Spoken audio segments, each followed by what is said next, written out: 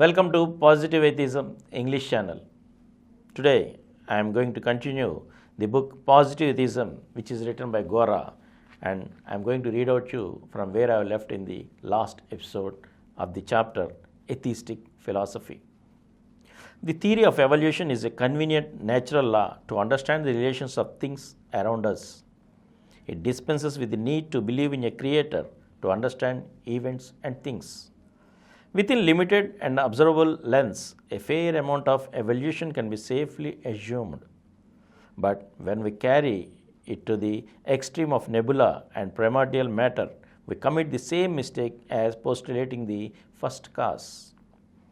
Patches of earth may look fairly flat, but putting the patches together, it cannot be surmised that the whole earth is flat. The natural law of evolution is a useful aid, but a trap for the unwary. The concept of design is a corollary of the belief in natural laws. Evidently, the argument of design bristles with obvious contradictions. A design presupposes a designer with a purpose.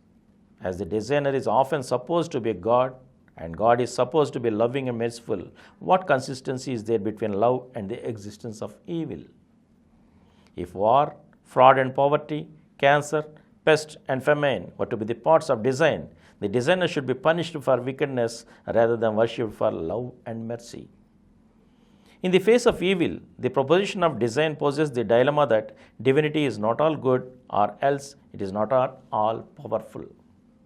If God were both good and powerful, there should be no evil.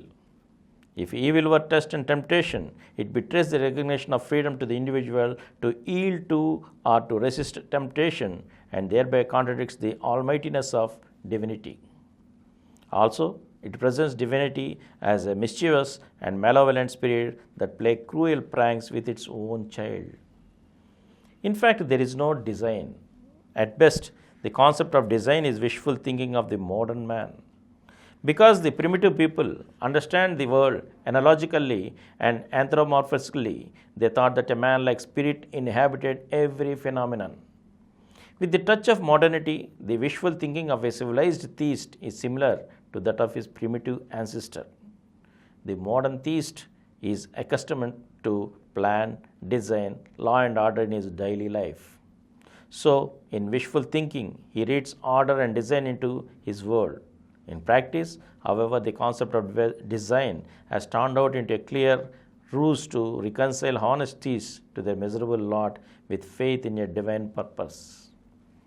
Atheism dismisses the assumption of design and awakens the mass of people to a sense of equality.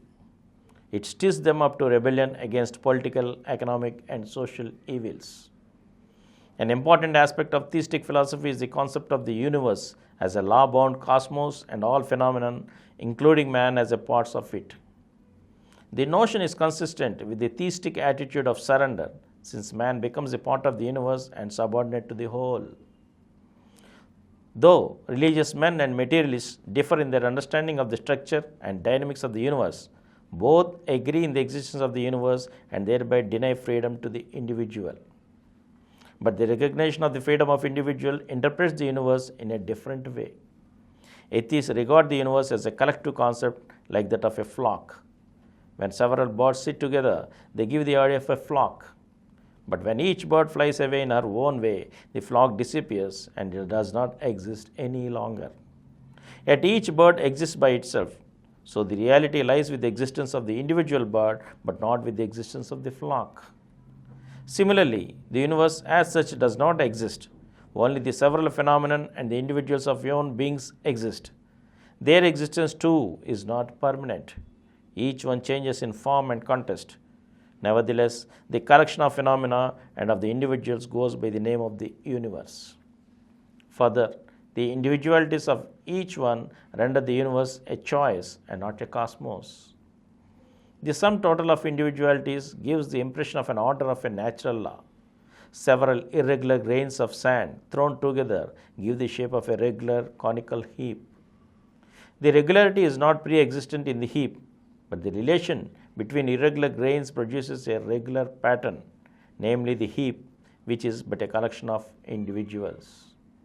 Each individual is an entity by himself, but the universe neither exists nor is an entity by itself, except as a concept of imagination.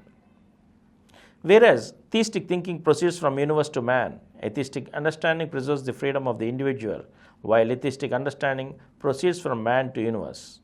The preeminence of man in atheistic understanding preserves the freedom of the individual, while theistic understanding, which considered man a part of the universe, jeopardized the freedom. Human imagination indulges in several collective concepts. Family, nation, society, government, world, and humanity are collective concepts. In short, all systems and institutions are material forms of collectives in a civilized world. Obviously, the political system of government derives authority from the cooperation which people give and gathers revenues from the taxes which people pay.